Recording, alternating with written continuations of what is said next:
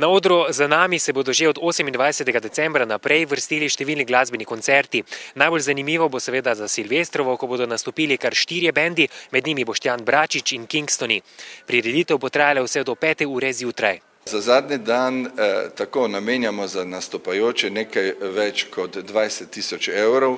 K temu je pa treba prišteti še kar precej denarja, ki je namenjenega za tehniko, za varovanje, za zdravstveno oskrbo in kompletno ostalo. Na Zavodu za turizem pričakujejo, da se bo novoletnega praznovanja udeležilo preko 20.000 obiskovalcev. Moram reči, da je to silvestrovanje eno od največjih v celotni regiji. K nam hodijo tako Hrvati kot tudi Avstrijci samo za večer, drugače pa imamo po hotelih ogromno gostov, se pravi, hoteli so popolnoma zasedeni, tu pa prevladujejo Italijani, drugače pa tudi Slovenci, ki prihajajo iz cele Slovenije, so zelo pogosto viden gost tukaj pri nas. Točno o polnoči bo mariborsko nebo razsvetlil ognjemet. Zanj so letos odšteli manj denarja kot lani. Smo se spogajali za boljšo ceno in ta bo nekje 3700–3800 evrov. Sicer pa bo tukaj na Trgu Svobode dobro poskrbljeno tudi za varnost, saj bodo zanjo skrbeli številni reditelji,